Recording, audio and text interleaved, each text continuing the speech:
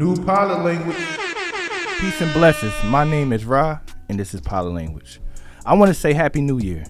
Even though today's not January the 1st, this is our first episode in 2025. Weezy out of here. Give it up for Pilot Language for the one time. Now, true indeed, I didn't hit a year yet, but I started this back in 2024. So this is going to the new year, and we still dropping this ism. We still dropping this understanding, this knowledge, this elevation, this positivity. It feels good to be in 25 and doing this. That boy is good. I got a special guest with me today, though. I got a special guest with me today to kick off my year. You remember when I said my brother who did 40 and you can't tell? Let him cook. He here today. You remember my brother who took me on a wild driving test? It had me sweating and panicking to the point I had to park that car and say, get out. Oh, shit.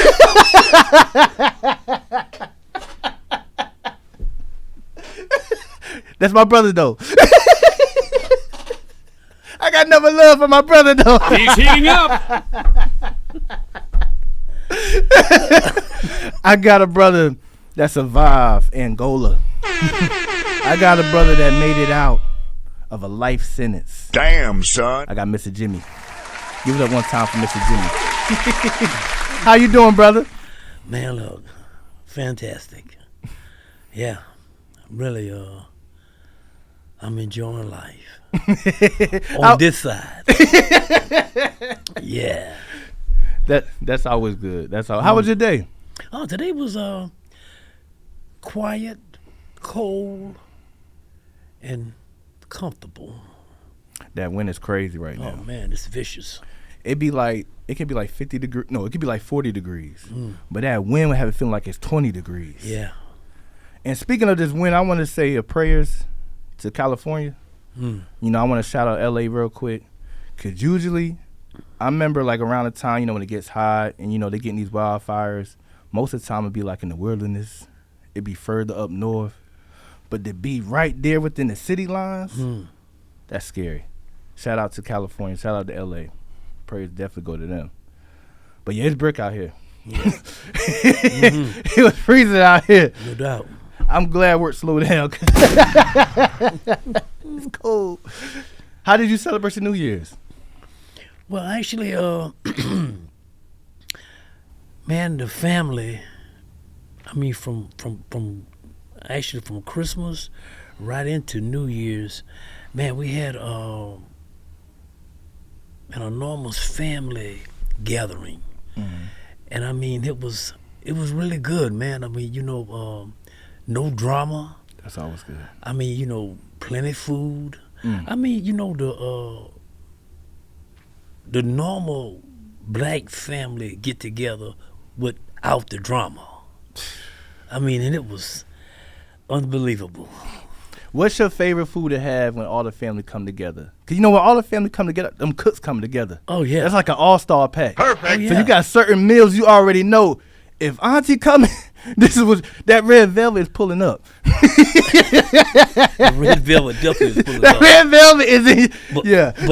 but now, man, listen. See the carrot cake? We're not dismissing the red velvet. Okay. You know, to dismiss red velvet is like not to have candy yams. You know what I mean?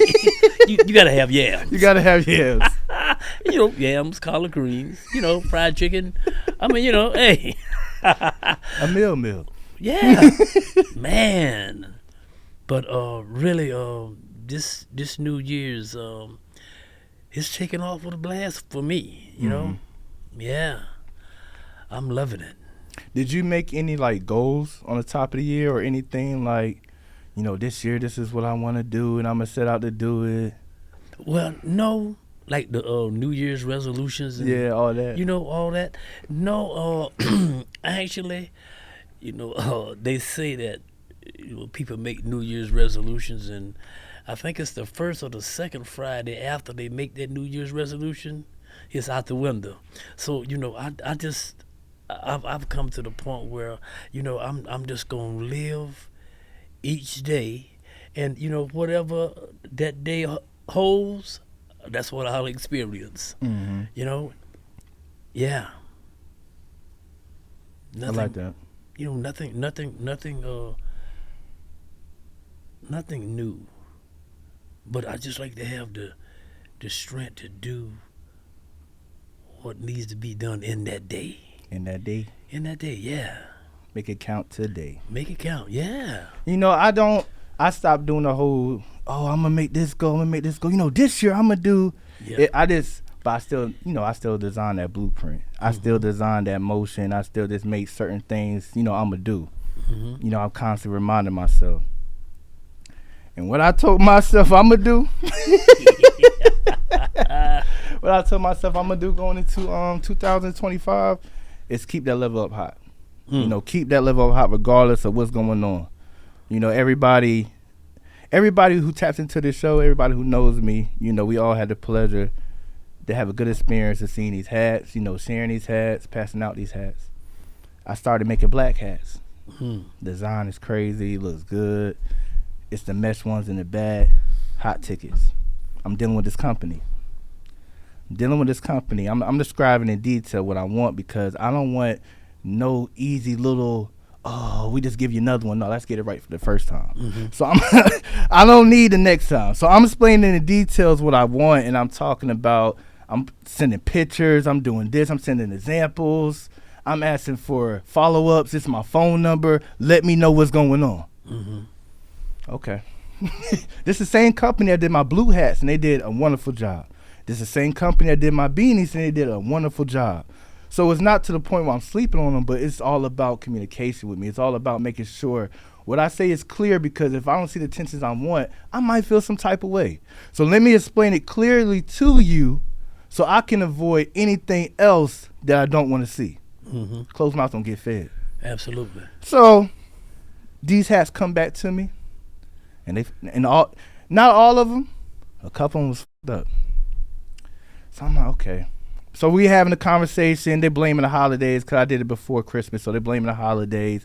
They're saying they're going to get it right, and here's some more free hats. The thing about getting something free, it need to be plentiful, right?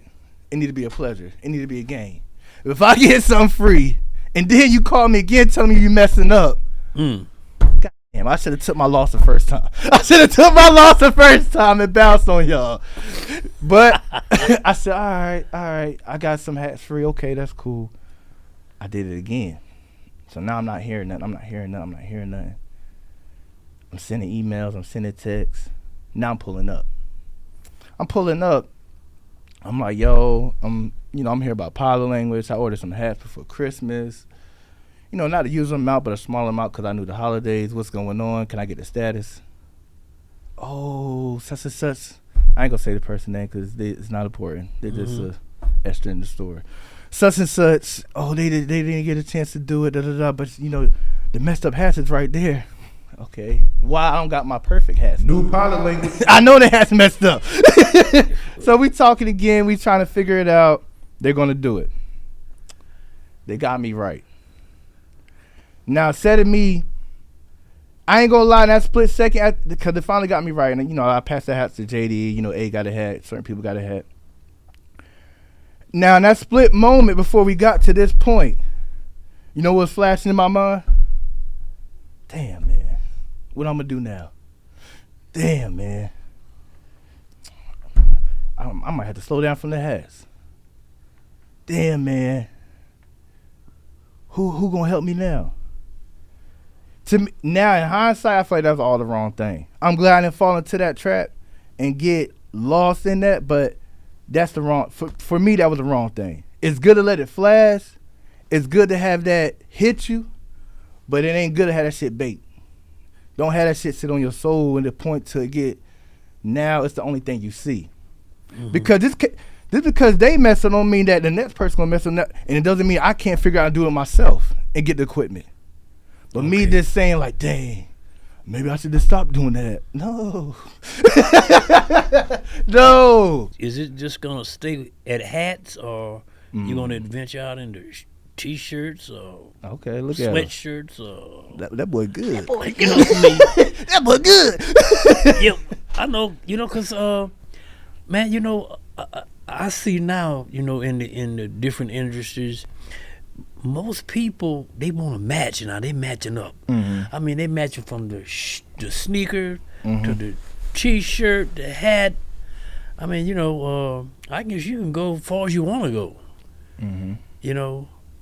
But like you say, get me started straight. Let me fly a little bit before you put some turbulence in there. Good God, give me a break. Yeah. And I do that sometimes. Cause I'm gonna answer two questions you said, cause I like how you did it. I do that sometimes. Sometimes I be so hard on myself. Yeah. For I let anybody else be hard on me. Yeah. And sometimes that's not always the best thing to do. It's not. It's not. No, it's not. Cause you can have a trophy in your hands, but I can say, yo, this is nothing but cold. And now you're gonna be like, well, damn, all right. Yeah. That's your trophy, but if you don't like the trophy, I don't like the trophy. Yeah. So it's not always good to do that, but I see myself, sometimes doing that. So that's something I'm going to work on going into this year as well. But I like how you brung up. What else you gonna do other than these hats? Cause I got a funny story. I got a real life story. Well, Ron, let me say this. There gotta be at least one somebody that you will have enough confidence in. You will have enough respect for. So when they tell you something, they just not just telling you something. They are speaking on your best interest. Real life. They speak in real life. Yeah. So if they say, no, look, don't make that move. Make this move. And like I say, you gotta have enough confidence in them. You gotta have enough love and respect for them to say, well, if she said or if he said make this move and not that move, that's what I'm gonna do. And like we just said, you will, like anyone else, or be so critical, you will be so hard on yourself that nobody else won't have no room to get in there. Damn, So it's dark in there. Yeah, man. Oh my God. Yeah. But yeah. For real though. For real though. Yeah.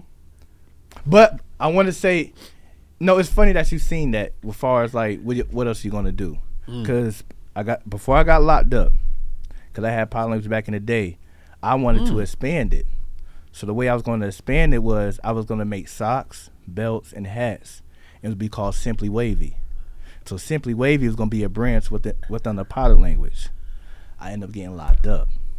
It's something like, it's good to move together, but if you got the passion higher than me, and then that passion that's higher than me leave, my passion might not survive within pushing this company. And it was like that, So now I'm back out, and I'm doing these hats. And on my newest hats, I got Simply Wavy on the back. Because everybody down south, when they see that, Easter egg, they're going to be like, damn, he was about to get it popping off right before he got, snatched up.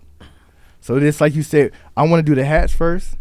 And then as the hats, progress and as the hats continue to go, windbreakers. Now, Now also windbreakers, we're going to do T-shirts, we're going to do hoodies. I'm going to start off like that. And then I'm going to do sweatsuits. Oh, yeah. So, I got a plan for it, but it just, just gradually showing them a product. Gradually showing growth and elevation within different designs, how I'm going to do with these hats. So then it's going to come to the point, I'm speaking to, I'm going to manifest this. So now it's going to go to the point that you're craving more. So like you said, you're not going to be the only person, the other people are not going to be the only person asking me about these hats and what else you're going to do. It's like, yo, when can I get a windbreaker? When can I get a hoodie? Now the customer demand a product. When they get this product, you already know what's going to happen next.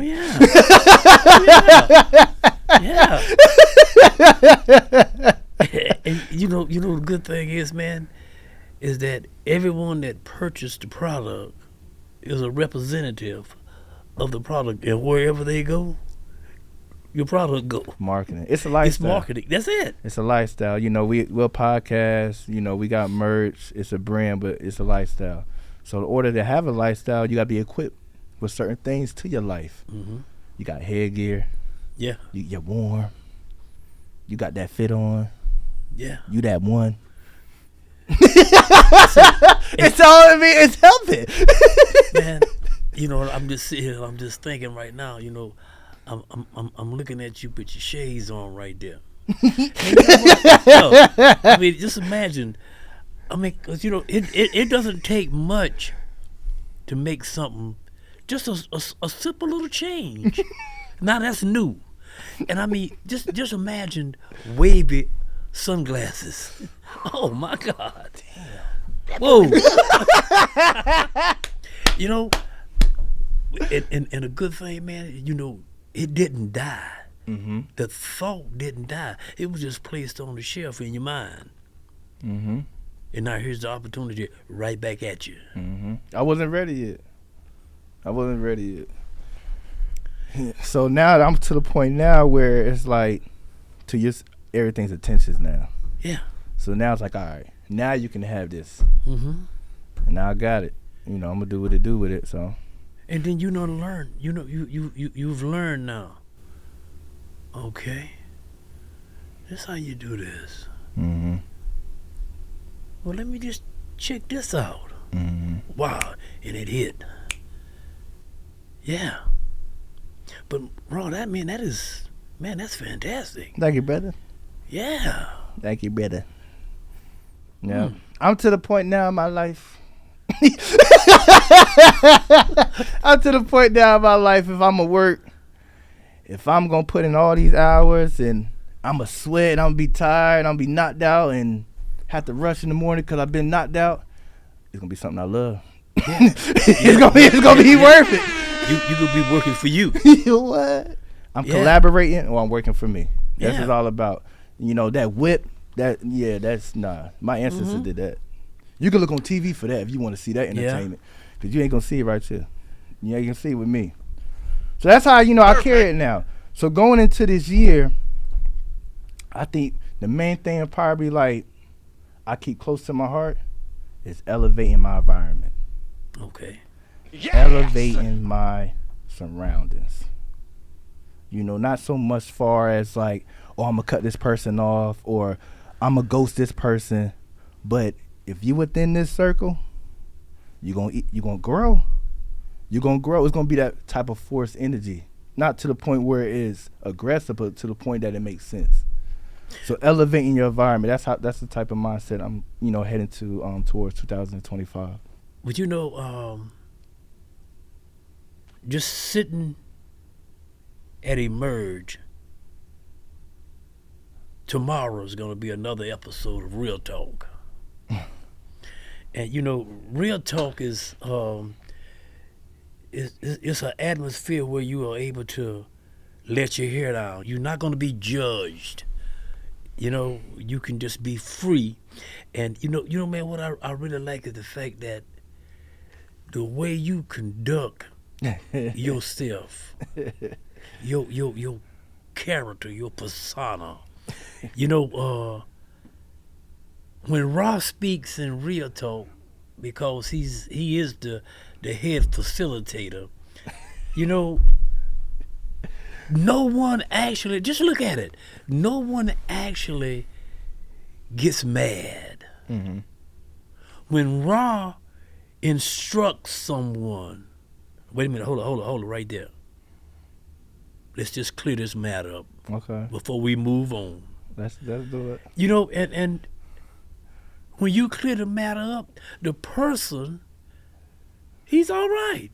Or he or she, Yeah. they all right. And, you know, Real Talk, it elevated, then it came back. You know, and no anyone can do that. Now, you know, they had another guy was sitting in that pilot seat before you. That's right. You know, but he didn't have, I mean, he was doing it, but he didn't have what you possess to elevate and then bring it back.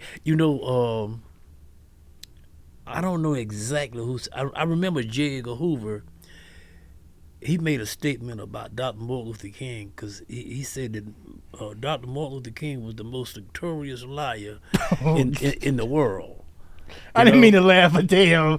Yeah, but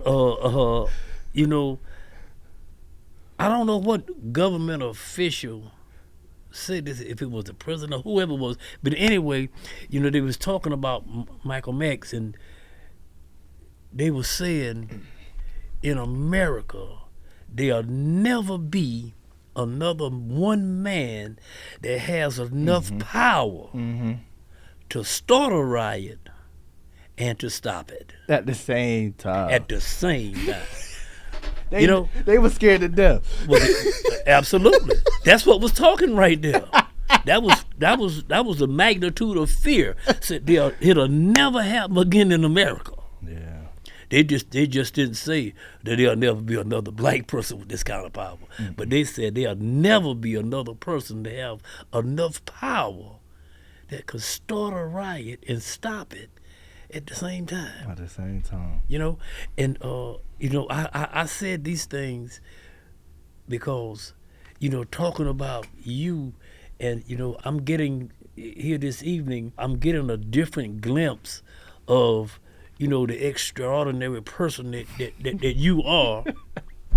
And man, having the opportunity not only to listen to you and to see the projection that you were traveling in, but I like to really think about, well, I know him. I know him, and more than that is, he know me. So Yes, just like you looking in the future to do this and to do that. Well, I'm looking in the future also. I know him. He know me. Oh yeah. And that's just being real, man. Yeah. And when people know you, they don't easily forget you. See, like once you learn somebody's name, once you learn it, you might have never called that name again in 100 years. Yeah. But you know what? You don't forget it. I like it. We ain't gonna forget. We ain't gonna forget. No. We ain't gonna forget. And I mean, just somewhere in life, Yeah. because you never know what's gonna happen. But if this does happen, I know somebody. I know their phone number. That boy good. That boy good. Let me call Rob. Hold on, I got a question though. Okay. I got a question though. Cause speaking about, I was saying elevating environment. Your environment, that's your person, your background, your neighborhood, your surrounding, your identity falls into, your environment. How would you define environment in the context of personal development?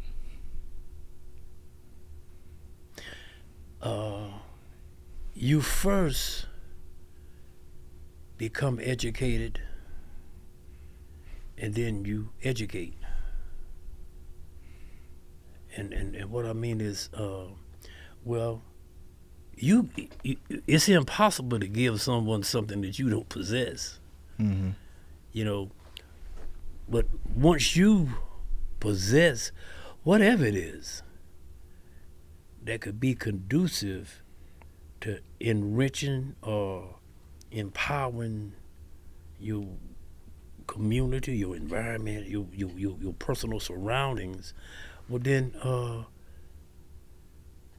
that's what you do. When you're not self-centered or just territorial.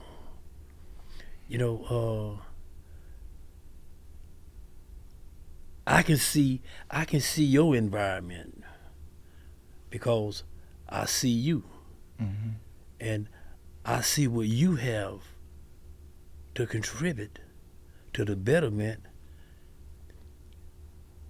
But let me say this: where I live right now, I live on Valley Street, and the people that lives there now been living there years before me. But one man and his family moved in this neighborhood.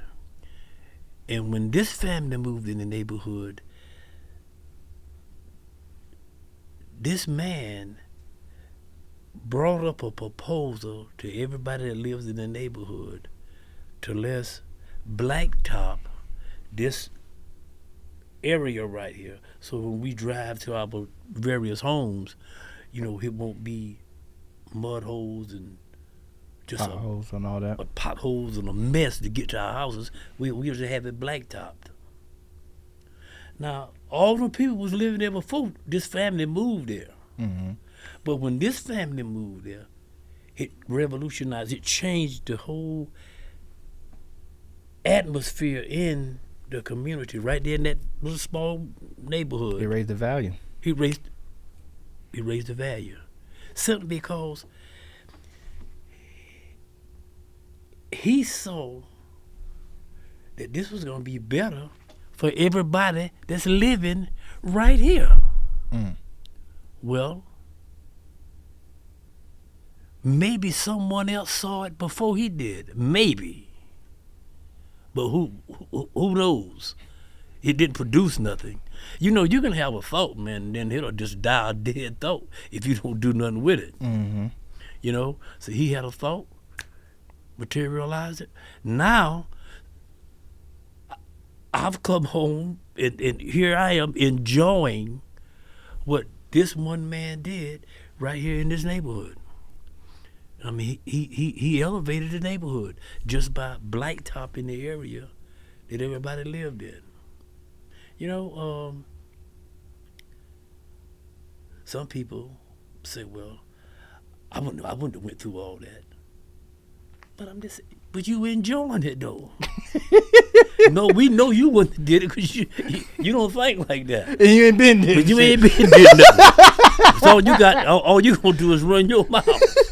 You know, but you know, his people like you, Raw. You know, and I'm sounding on you because it's different when you talk about people that all you gonna ever do is just see them on TV or somewhere. But see, I'm sitting on the other side of the table from you. You in 4K? Hello. He's on fire! You know, so I mean, right here, not on TV. Not that you can't get on TV. Oh no. But I'm saying, I can touch your shoulder. Yeah, and these are the kind of people that you want to know about. You want to know, not know about them, but you want to know them. They got people now that can tell Michael Jordan more about his history in playing basketball that he remembered. Like he created all the stacks. Yeah. But he done forgot about a whole lot of that stuff that they got some people over here. They still remember it. They remember everything he did, every foul he missed, every 3-point shot he made, But it's crazy because you're right. His worst game that he probably would have never remember or forget about when he had the flu and he was forced to play. Yeah. But that's the game that we always bring up. That this man had a game where he won and he was playing with the flu. But this man's throwing up between timeouts. This man throwing up in the back. Yeah. But he got to come back out and hoop it up. And like you said, this is the main story he's going to hear for the rest of his life. Yeah.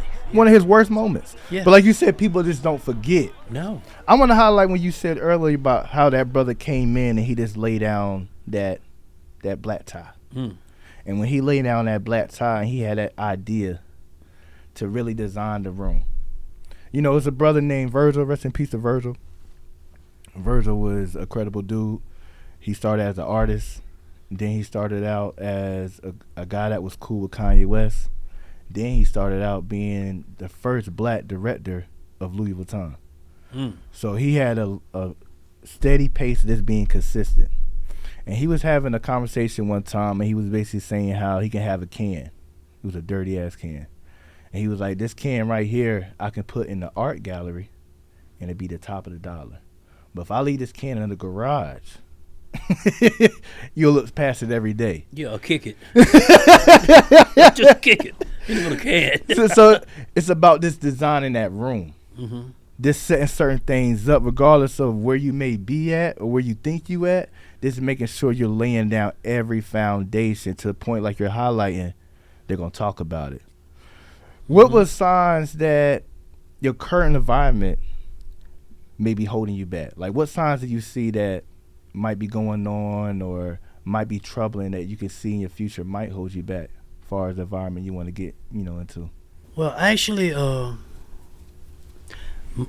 my life personally is centered around just being a caregiver for my mother. I'm in a position to try to learn everything that I can learn to, increase my knowledge on the behalf of my mother, so I can be the best caregiver for her that I possibly can be. Mm-hmm. And that's where I'm centered, But now I would like to be instrumental in maybe sharing something, maybe with you or anybody else that's in the neighborhood that, got a thought and want to try to turn that thought into or having an ideal and turning that ideal into something productive. And maybe I could say something or contribute something for the birth of it.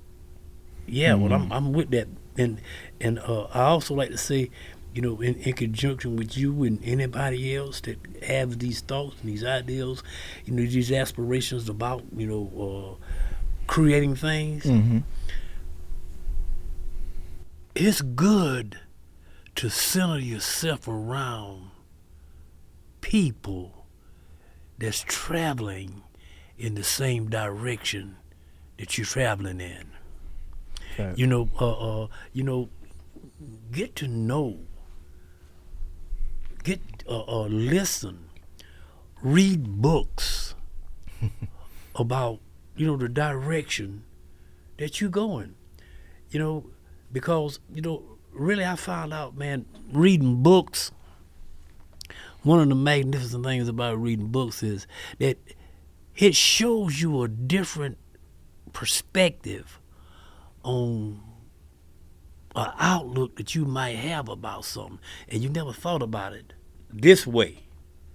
But you read this book, and it opened your ideas up to a whole brand new way of thinking. Mm-hmm. And that's kind of like the kind of person I like to be, because I've placed the rest of my life, and then coming home out of prison for so many years, but my projection and the direction that I purposely is going in is taking care of my mother, being right there for her ever call. Mm-hmm. And I don't mind that, man, because for over 40 years, my mother, and that's not taking nothing away from nobody else that dropped a little something in the bucket, but my mother was a champion in my life for over 40 years of incarceration. And my mom, she like said, well, Daddy just don't understand, like Mama. I said, well, we okay. Just imagine having all positive, Just imagine having all negative. There's a reason there's a positive and a negative. Because without a positive and a negative, it can't generate the type of electricity that you need to do whatever it is you're trying to get done. Because if you got too positive, you know, ain't nothing happening. Nothing is happening. You know, but just maybe the contribution that I could give would be just what's needed to get it on the way. Mm-hmm. You know, and I'm really enjoying this, listening to you and seeing a whole entire different side of you that I've never seen before until this evening. And when you introduced the hats to the guys, the crew members. Yeah.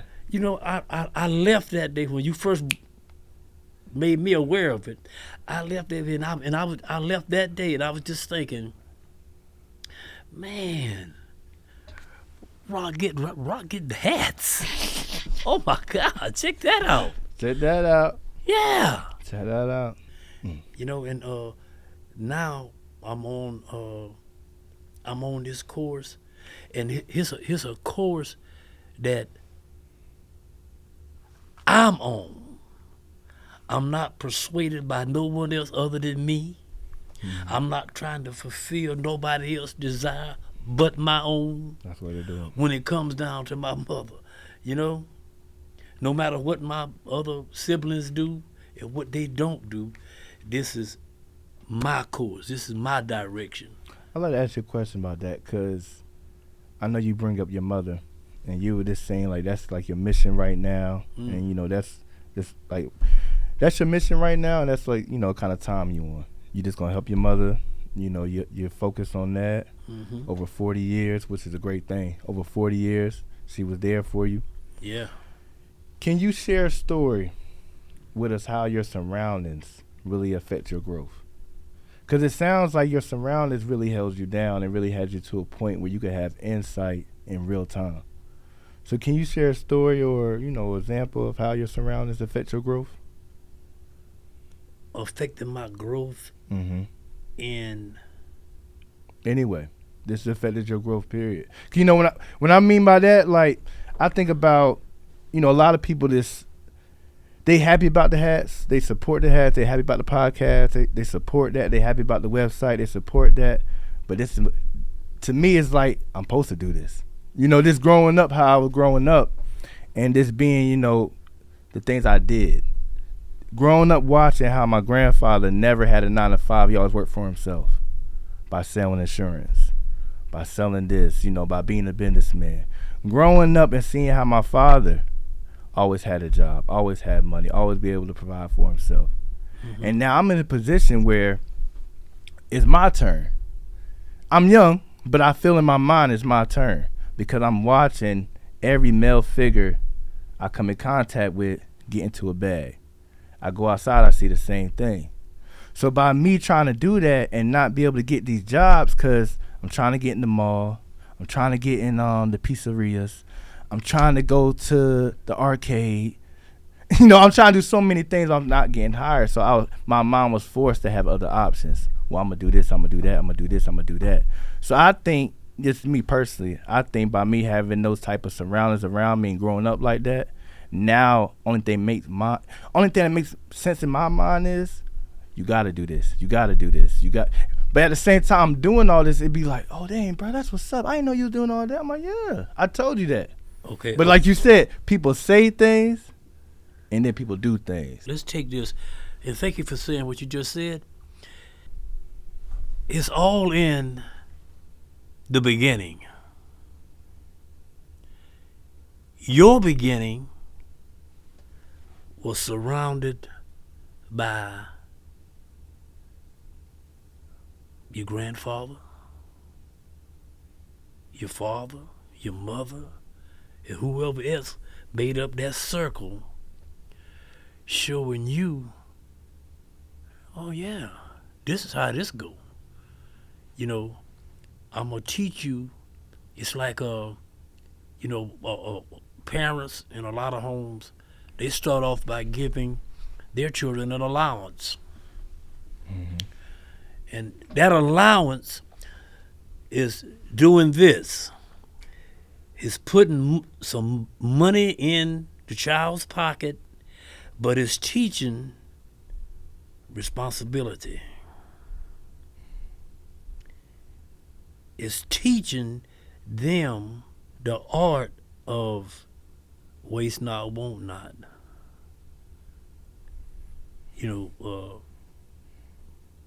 Depending on how fortunate the family is, they might be able to give their children $5 allowance a week.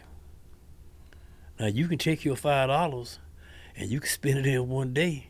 What are you learning? Or you can take your $5 and by the time next week come, you can have $3 to add to that 5 that you know coming. Okay? Now that's that family. But now this family, that's the kind of family you came up in. But now this is the kind of family I came up in. I came up in a family where my parents were sharecroppers. I didn't get an allowance. No. See, I didn't have the opportunity to learn, the responsibility of how to handle money. But you did. And you see from growing up what it did to your mind.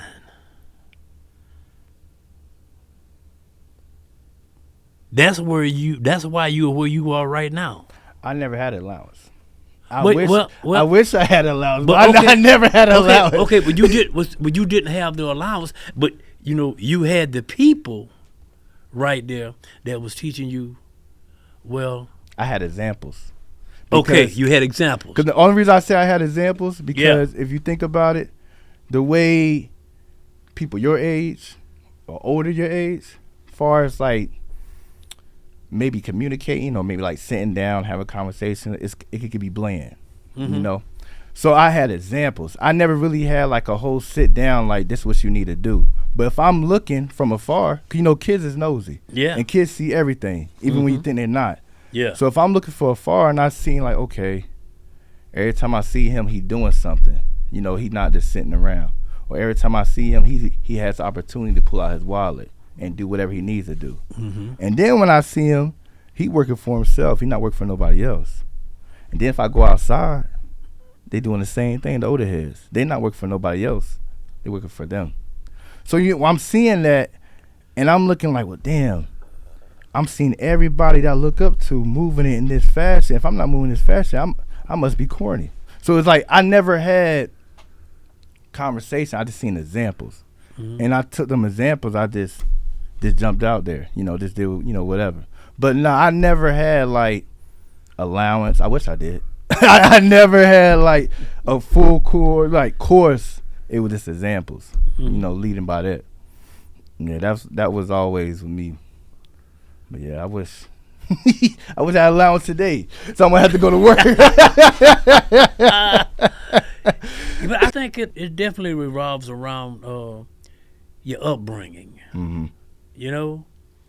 As far as seeing how did your environment. Because you're right, it is your upbringing, and I'm only asking that because for somebody, we can look at every religious text and holy text, and they're always talking about celebrating your parents and taking care of your parents, how many blessings it is, but we won't see that all the time. You're right. If you look at the the stats, nursing homes, they everywhere.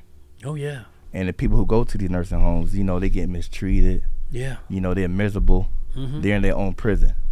So for somebody to make their mission to take care of somebody else, and still have their life, to your point, growing up and having that surround is golden. So it must have been. I'm basically asking like, what kind of connections, what kind of led you to the point where only thing that makes sense in your mind is to take care of my mother. Yeah, well, that's my choice. And what you just said, is one of the elements that just enforces my choice, because I know what happens in nursing homes. I know how, people get mistreated and abused. And I'll not have that for my mother. I saw my father's father go through that, because, there was no one there to take care of my grandfather, my father's father. And my uncle put him in, and it's no matter how elaborate the nursing home might be. I mean, it might be a beautiful facility, but the facility is not the one that's taking care of the people. Mm-hmm. It's the people that work there, and the people that work there are totally ugly and horrible. They monsters, but they're in a beautiful facility, And see, my mother's not gonna be exposed to that. Yeah. And that's just where I'm at. Now I got another brother. He went to college, and I mean, he's doing his thing now. He's a minister, and it's, his life is going the way it's going, and it's good. Mm-hmm. I got two sisters. Their life is going the way that their life is going. They got their life doing their thing. Yeah, they doing their thing. But now my life is going in this direction. Mm-hmm. And it's all right. It's all right. And I mean, does the sun shine every day on this road? Let me be the first one to sit down or to stand up or to bend over to get on my knees and say no. Man, sometimes it rains, it pours. and it get dark. Oh my God, But when the dust settle, that's still my mama. Mm-hmm. Man, I watched a program one time, and the name of this program was The Notebook. And this man and his girlfriend had a summer together, and they fell in love with each other. And time went on, she got sick, and she was suffering with Alzheimer's. And they put in the nursing home, and they had, like, I think it was 5 kids. And the husband moved out of his home and moved in the nursing home to be with his wife. And so the children came there and they said, "Daddy, come back home. Mama don't even know you." And this is what he told his children. He said, "That's my sweetheart in there." Whew. That's it. That ain't my sweetheart in there. That's my mama. Man, every time I think about that, just that's one of them tear jerkers. Jerk that tear out. Oh yeah. Ain't nothing wrong with that, though. No, it ain't, man. Nothing wrong with that. You gotta embrace all of you. You gotta embrace all of you. Yeah. But I tell you, just man, really appreciating life. If you always been in the dark, you don't understand nothing about light. But now, if you never had any vision, if you've always been blind, you don't miss nothing about seeing. Is it toxic, though? Is it toxic when it comes to a point where you want to drop a tear, but you don't want to drop a tear? Because, when I said earlier, you got to embrace all of you. Yeah. And, embracing all of you brings certain emotions, certain energy, certain reactions. Yeah. Do you think it's toxic, the kind of the shame, dropping a tear or the hold back, a behavior that might not see settle outside your persona? Well, that's how we was raised. Mm-hmm. As little boys, when you fall down, and you skin your knee, man, that is the worst pain in the world to you. Mm-hmm. And somebody will stand over you and tell you, don't you cry. Big boys don't cry. But she ain't number 6. Hey, this is what I'm supposed to do. I'm supposed to cry. But see, things like that, right? That's what mess you up. You know? And then, you grow up with this, and there's just so many times. I mean, man, I just shared something with you guys just a few minutes ago, something I saw on TV. But it was so real, it hit a jerk a tear out of your eye. And I mean, I could have let one roll off right then. Mm-hmm. But I just ran on through it. But when the man said to his children, they said, Daddy, come home. Mama don't know you. She don't know us. And he looked at his children and said, hey, that's my sweetheart in there. Man, if that don't jerk a tear out to you, you ain't got one in you. Yeah. But I do think that a lot of times, man, we are right at the point of sharing that because we have feelings. We are emotional creatures. Mm-hmm.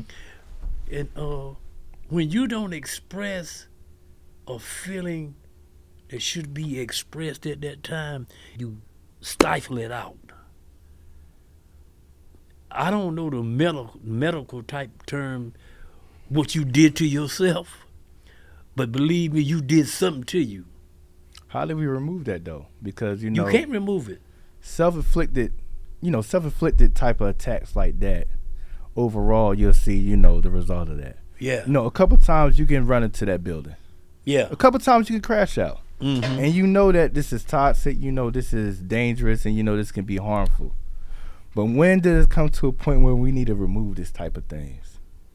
When we learn better, we do better. Mm-hmm. Or we should do better. Yeah. But like I said, if you wanted to cry, but you refused to cry, what did you do to yourself? What kind of effect did that have in your body? Well, you didn't see nothing change. If you had a mirror before you standing there, you wanted to cry, but you didn't cry. You rocked up. But you really wanted to cry. It was a crying moment, mm-hmm. But maybe there was a girl over there. Well, shit, you can't cry now. I think that's something that, younger men battle with, older men battle with, this men, period. Yeah. As far as this toxic, behavior or this, I'm going to say, simple-minded ways. Mm-hmm. I got last year, not this year. It ain't going to happen this year either. We're going to say that too, manifest that. But last year, I got pulled over by the police. So usually what I like to do, I like to go on the side roads. I go on the side roads because there's less traffic. I ain't got to worry about people driving crazy. I could just get to point A to point B. Mm-hmm. Most of the time, on the side roads, the cops don't be there. Mm-hmm. Now, don't get me wrong. I have no reason to be dodging the police. Mm-hmm. So yeah. I just like to be in and out, though. Mm-hmm. So I'm on the side road, and I'm going, back home. I just got off work. I'm looking in my rearview mirror because I always got to look in my mirrors. I'm going to tell you why later, why I always be so cautious and super vigilant about looking in my mirrors while I be driving. But I'm looking in all my mirrors, and I'm seeing this cop, and he's swerving back and forth. He's speeding. So I'm looking, I'm like, damn, he got to go somewhere. So I go in the other lane, cause I'm like, let me get out his way. Let me just get out his way. So I go to the right lane. While I'm going to the right lane, he's merging to the left lane. When he see me go to the right lane, he merged back in mid-merge to the left. He merged back again and go back into the right lane. He cut the person off that was kind of behind me. Now he's behind me. So I'm driving. I'm like, okay, I guess they for me then. So I'm on this side road like I told you. So I'm looking now. I'm heading towards the end of the side road, and I'm coming to like a little section. So I can keep going straight, or I can make a right or left, and I'll be back on the main street. I said, I'm going to make a right, go back on the main street because they behind me. They driving crazy. I don't know what's going on. Let me just get somewhere where I got eyes on me. So I make a right. You know, I finally get to the light. They still behind me. I make my right to go on the main street. So I'm pulling towards, the main street. They make a dramatic. We're in the same lane. He's right behind me. He flashes lights, make a little dramatic right turn, and now he's behind me. Right behind you. So look, I'm driving up a little bit more, cause I'm like, all right, I'm in, the main lane. I need to get a little bit more, just so, everybody can see me. Witness count, right? If you got an officer, then you got a civilian, or an angry black man, or a belligerent black man. Who they gonna go for? The police. So I need witnesses. So I made my little right. I'm more in the middle, and I'm just waiting now. So I'm just sitting there. So now I'm just sitting there, my hands in my lap. I said, you know what? Let me just make everybody comfortable. I'm gonna be humble. Let me make everybody comfortable. I put my hands on the steering wheel, wait for them to come. That's what they like. So one comes. Imagine I said one. One comes first. He comes to my window. He asked me, he like, we pulled you over because your tail light is out, which I knew. Your tail light is out and you got tinted windows. My tail light, you could pull me over. But everybody in the city has tinted windows. You got people in the city that got they tint in front. You can't even see in the car, period. But you pulled me over. So I'm like, all right. So he like, can I see your license and registration? All that. So my wallet's in my pocket. I know he asked me. I know my hand's on the steering wheel. But I also know I'm looking at a young cop. I'm looking at somebody that's probably like 23. I'm young, but I'm older than him to the point where I'll be on. So I'm looking at all this, and he just left the academy. Boom. He just got outside. He been studying. Yeah. He been telling his parents he be doing this all his life. So now he ready. So I said, yo, can I get my wallet? He said, yeah, you get his wallet. You get your wallet. I said, all right. I'm reaching to get my wallet on my passenger window. So I'm like, damn. I didn't even look up. I'm like, God damn. Oh, you don't even know over there. He beating on my window. I'm like, oh my God. So I'm looking at the dude. I'm not even looking over here yet. I'm trying to look at the dude so I can calm down. Cause why are you beating on my window and I'm at a stop sign? I'm not moving. I got your partner right here. What are you doing? So I'm trying to calm down. I'm looking at him. I'm like, yo, you gonna roll the window down for my partner? I roll the window down. Another youngin. Another young one. Another fresh out of the academy. We finally out here. We on the side streets too. We got one. We got one. Yeah. So I'm looking. I'm like, hey, officer. He looked past me. Look at his partner. He got his license. He got his registration. He like, yeah, I'm getting it now. He like, oh, okay. So I give it to him. Give him the registration. Give him the license. Give him all that. He walks to his car. The other cop come to the side. He come to the side. Yeah, it's holidays. I'm just trying to protect the streets. Make sure everybody moves safe. I seen your taillights out. And, it was just like, I could have hit you or somebody could have hit you. Like, that's dangerous. And you got tinted windows. Where you going? Where you going? Where you going? They smooth. Where you going? You gonna save the world, but now I'm in the chair now. I'm being investigated now. I'm like, yo, I'm going home. I just got off work. Okay. Where you work at? I tell him where I work at. He like, oh, okay. I'm looking in my mirror. I look at my mirrors. I'm looking at my mirror. That other cop, he been in that car for the longest. Because he just interrogating me. So he like, well, where's home at? I said, up there. He said, up there. I said, yeah, up there. He said,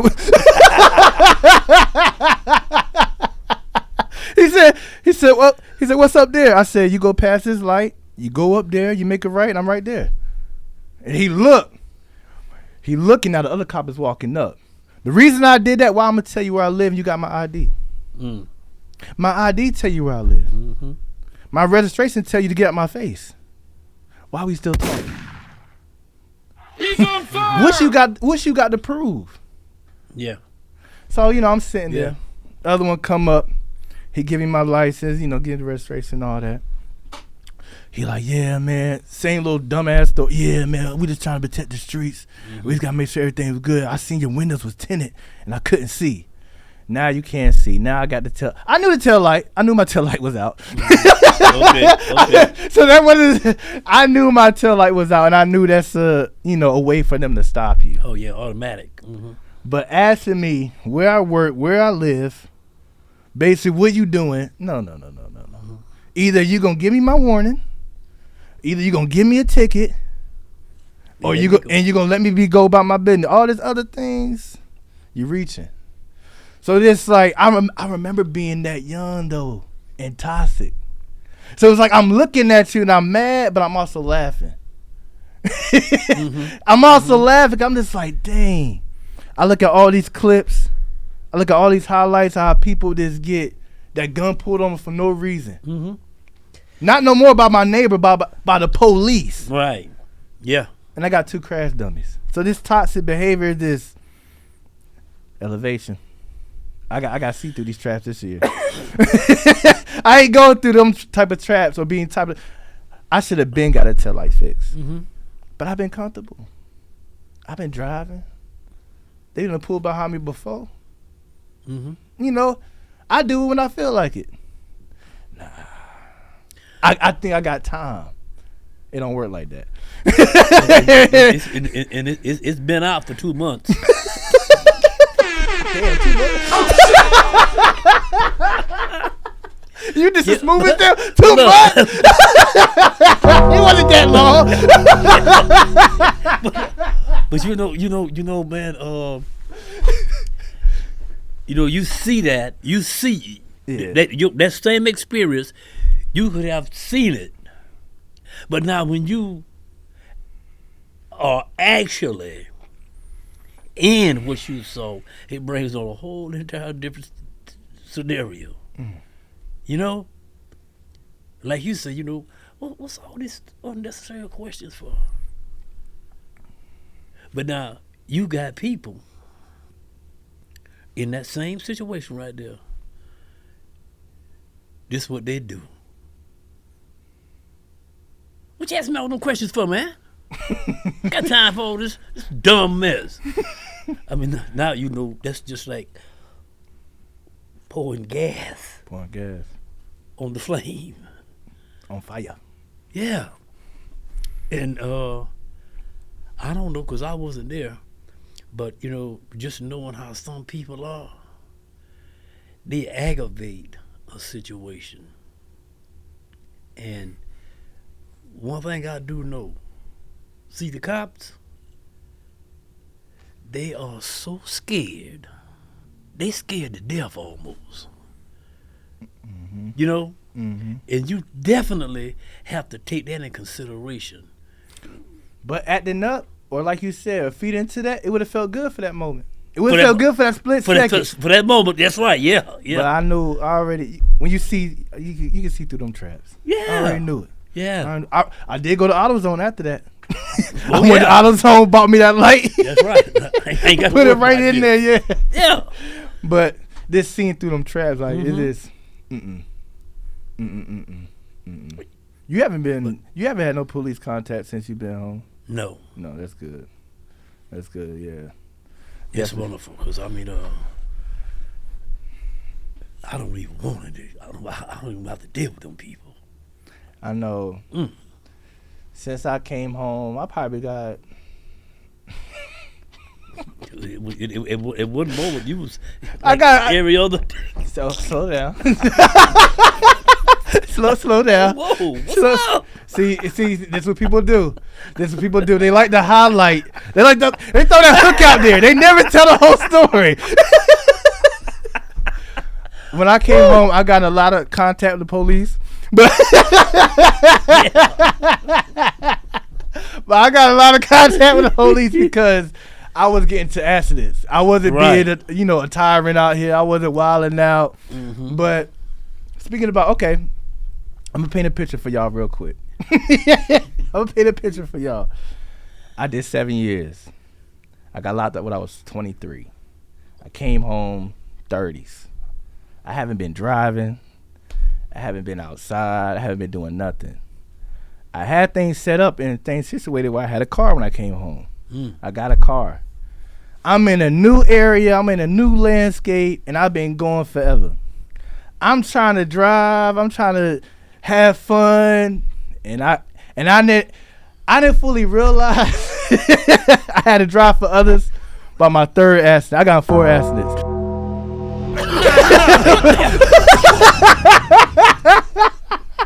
Yeah, okay. But by my third accident, I said, you know what? I got to drive for other people too. No doubt.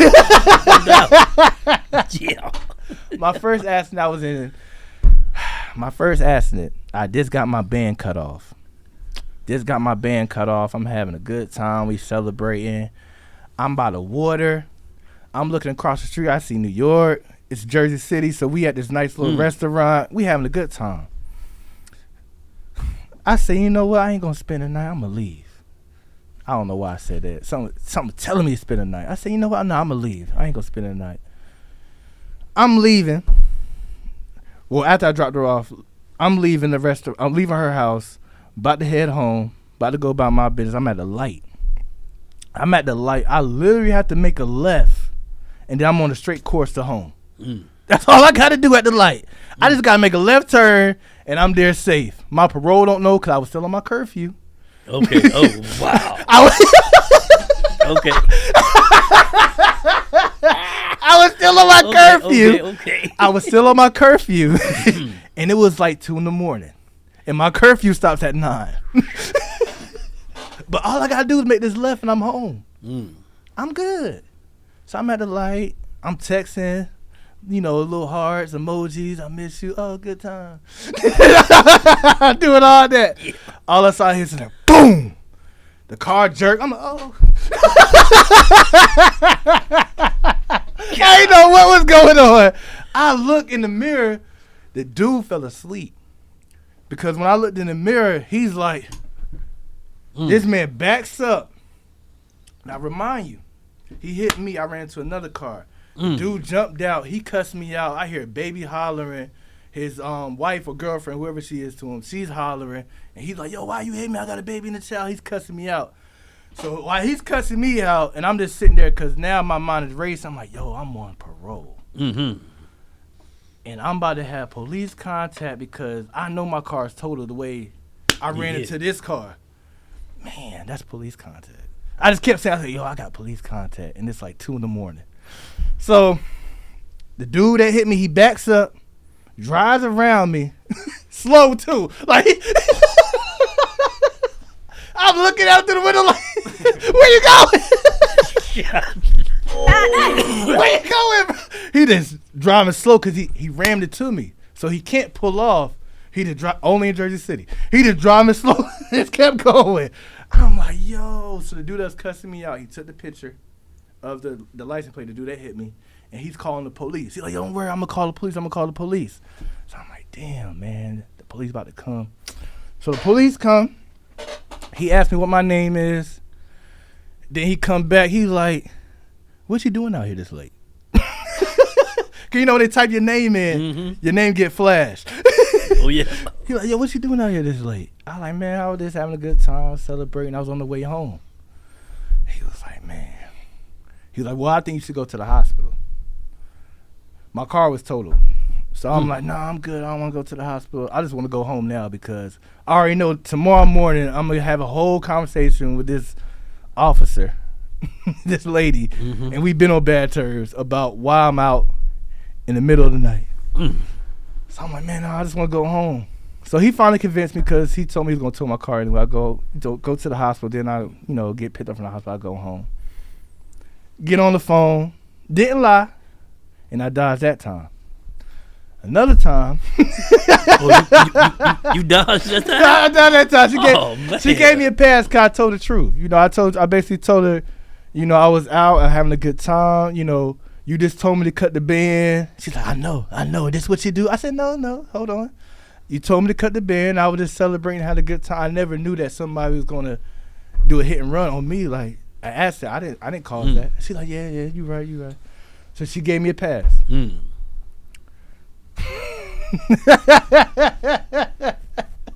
Getting another accident. Coming home from work, late. Coming home from work, minding my business. I had an opportunity to make a right turn. I go straight home. I said, nah, you know, I want something cold to drink and some snacks. I'm gonna go to the gas station. I go straight. Boom, I go straight. I'm at an intersection. It's a 4-way. So I'm at this little joint, and they got the flashing lights, and everybody just, you know, courtesy. Got the flashing lights on my side, and they got a red light kind of towards my right, but I'm going straight. I go straight. The lady hit me. Boom! My car, she spin. I had like a Dodge. Was it a Caliber? Did Dodge got a Caliber? I don't know. I think I had a Dodge Caliber. It wasn't a Charger, but it was a Dodge car, 4-wheel. I mean four seat. When she hit me, she spin me. Boom. She spin me. I go in the side street. I'm in somebody's yard. You know, I'm in somebody's yard. My car's is totaled. When she hit me, it sounded me off. Only thing wrong with hers is like hers messed up in the front, but she good. You know, when the police came, not only did they give me a ticket, they asked why was I speeding. How? And first I wasn't speeding. How do you know I was speeding? They had 2 witnesses. The person who hit me, I had just me. They said the simple fact that they had 2-1, I got the ticket. I beat that ticket though. Got past it again. I was beating it. The third time. Only halfway through. Yeah. The third time I was shook. Man. And that's when I knew. I was like, you know what? I got to switch it up. A dude was breaking into somebody's car. I'm backing out. In the morning, like 6 in the morning, he breaking into somebody's car. He's flying down the road. I see him flying. I'm still backing up. I'm thinking he's going to be courteous and slow down. He's still flying, so I go to go up. So I'm going to go up. But as I'm going to go up, he's trying to go around me now. So I'm like, now I'm trying to back up. I'm like, no. I see it. I got 2 times. I see it coming. He tried to go around me, hit the bumper. Knocked the whole bumper off.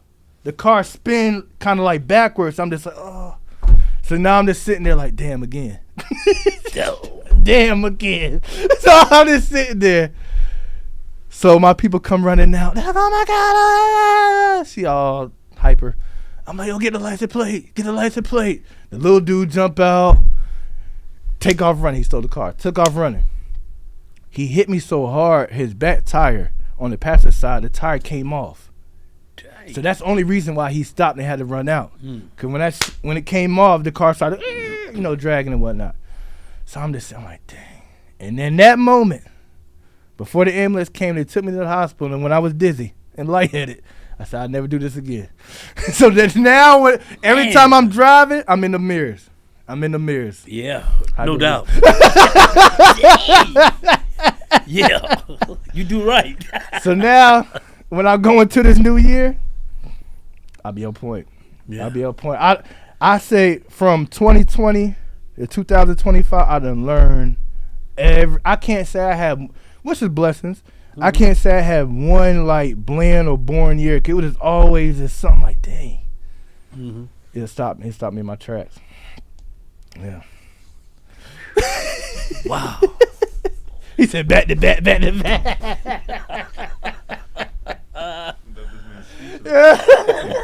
Nah, they'd be like, Joe, they'd be like, yeah, Ron got another accident. Oh yeah, well that's normal. Where Ron? No, Ron got another accident. What was the time span on that? Was that like all within like a year? It was So it happened like in 2020. So you had like, I ain't gonna say every other month, but it'd be like,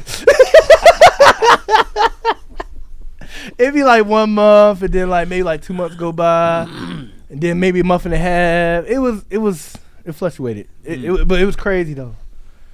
It was crazy. I went through so many cars. Wow. So many cars.